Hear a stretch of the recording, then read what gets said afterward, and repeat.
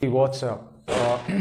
I'm back here with another, preparatory lecture of carboxylic acid, and this time I'm talking about two of the very important, chemical reactions, and one of them is called, how you can prepare carboxylic acid from Grignard reagent, and other preparing carboxylic acid from the acyl chloride. So these are the two chemical reaction, I'm about to help you with that.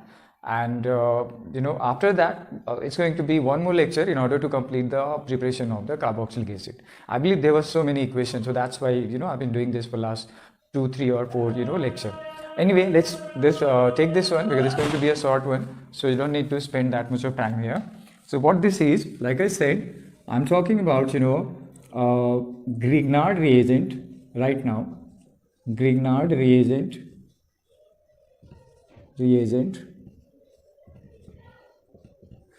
to carboxylic acid. Grignard reagent to carboxylic acid. So this is actually the conversion going to be, and this is going to be the first one. So let's see how this equation is going to be.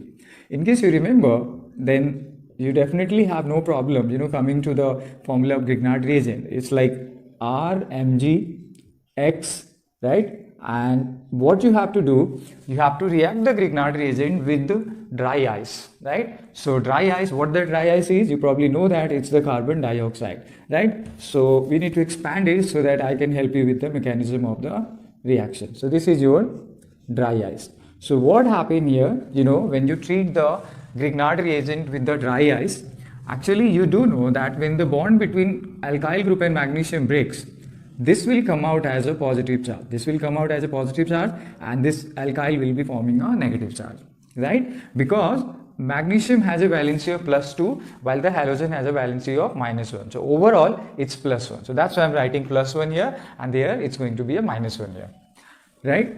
And now, but there is a problem, I'm creating here. This arrow should not be going to the magnesium. In fact, it's going to be the alkyl group.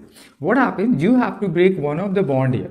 So out of carbon and oxygen, oxygen is more electronegative, and because it is more electronegative, therefore when the bond breaks, the oxygen develops a negative charge and carbon develops a positive charge, right? Now what you need to do, you have to do interaction between the ions of opposite nature. So I'm placing this carbon with R, and magnesium, this is I'm placing with the oxygen. So what this is going to be? This is going to be R. This is going to be R, right? And R is going to be with carbon. And what this carbon is having, there is one oxygen here as a double bond and other oxygen here as a single bond, this one, and then oxygen will come out with magnesium halide, right? So this is an intermediate coming out, and then what you need to do, you have to do the hydrolysis part here. So what I will do, I will do the hydrolysis. So what hydrolysis mean here? You have to react it with the hydronium ion, or you have to react it with the water. So what will happen, this magnesium halide, now concentrate here. If this bond undergo cleavage, what will happen? This will again forms a negative charge, and magnesium halide will form a positive charge here. Now you probably know that if you do the hydrolysis part, you have water, and a water can produce two ion, H plus and the OH negative, right? So interaction will be between the magnesium halide with the OH, and this oxygen will be the interacting with the hydrogen. So it's going to be simple here. This is going to be R, C, double bond, O, and then O will be coming out with H right from here. And another byproduct that's going to be, MgOHX. So that's going to be your MgOHX, right? So this is what this is called. This is called magnesium hydroxide halide. Magnesium hydroxide halide. Hydroxide halide.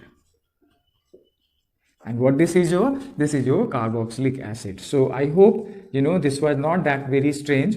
Carboxylic acid. Now I have done this mechanism, I have done this, conversion in a very simple way, and I hope you have felt that simplicity while you were going through. Now, another very important thing is that, we started the reaction with one alkyl group. So, if this was a methyl, listen, this is very important. If this was a methyl, then you could have here acetic acid. So, if you start with one carbon, you will produce 2 carbon carboxylic acid, right? If you start with 2 carbon alkyl, this will be 3 carbon carboxylic acid. So, I'm going to write this, right? I'm going to make this as a statement. This is useful. This is useful in preparation of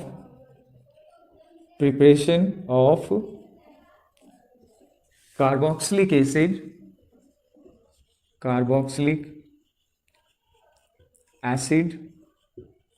with ascending number of carbon.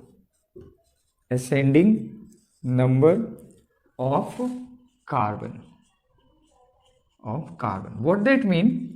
That if you want to produce 2 carbon carboxylic acid, you have to take the Grignard reagent of 1 carbon.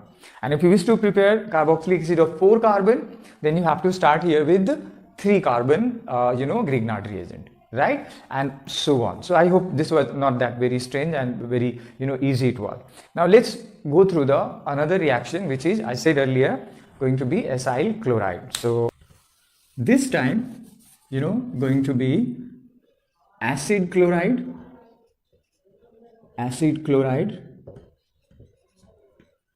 to carboxylic acid. So this is what the conversion we have here, right? So this is what the conversion we have.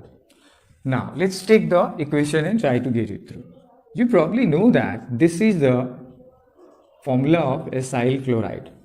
There the alkyl group may be having 1 carbon, 2 carbon or 3 carbon, right? So what will happen? You have to react this acyl chloride with water. You have to react this acyl chloride with water. And you know that water has 2 ions, OH negative and H positive. Now, if you break this bond, what will happen out of carbon and chlorine? Chlorine is having higher electronegativity, so the electron will shift towards the chlorine. So this will form a negative charge and carbon will form a positive charge. So this positive will show interaction with OH negative and this Cl will show interaction with the hydrogen ion. So you will get carboxylic acid in a single step. So this is what is coming out to be.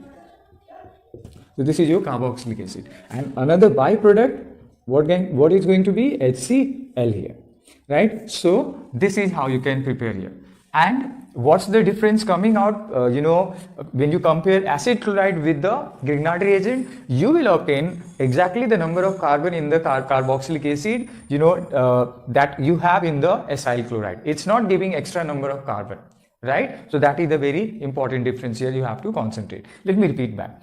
If you have 4 carbon here in the acyl chloride, you will obtain butanoic acid. But in the Grignard reagent, if it was 3 carbon, then you will obtain 4 carbon carboxylic acid, butanoic acid. Why? Because carbon dioxide was also providing one of the carbon. That is the major difference here, right? Let's take an example here, changing the R here. So what I'm doing, this is, suppose I'm taking ethyl and you have acid chloride here.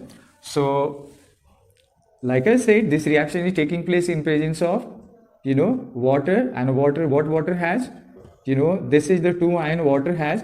You can also mention it like hydronium ion, because water produce hydrogen ion, then the hydrogen ion react with the water and converts into hydronium ion. So every time you have to write water, you can also write hydronium ion, and in case you have to write hydronium ion, you can write the water as well. So like I said, what will happen? This is going to be the outcome, right? And what another product is going to be? This is going to be an HCl, right? So this is how you can do the conversion from acid chloride to the carboxylic acid, right? Now if you are wondering how this acid chloride is produced, you can check out the very previous video where alkyl halide is converted into acyl chloride, but that's something you need to check it on your own. So this is one of the reaction I wanted to do. Another very important thing during the reaction, there are some conditions also which I am not mentioning because I don't remember that. There may be some temperature and pressure required. So you have to learn them, right? Because I right now at least have no idea what that temperature pressure is. So I leave it up to you because you have to go through your exam, right? What next I have to do is another equation, and that's also going to be based on the acid chloride, right? One more reaction which I want to do is when you use an acyl chloride and you react it with presence with water in presence of basic condition. So what will happen? This first produces a carboxylate anion. And after that this undergo hydrolysis. Let me write this. This undergo hydrolysis, and by the hydrolysis it finally converts into the carboxylic acid. This finally converts into carboxylic acid, right? So this is another situation where you need basic condition, basic medium, and then what happens? You produce a carboxylate, and then hydrolysis will on further letting the reaction go through the hydrolysis will produce the carboxylic acid. So these are the two basic reactions I wanted to do. I'll say thanks for watching.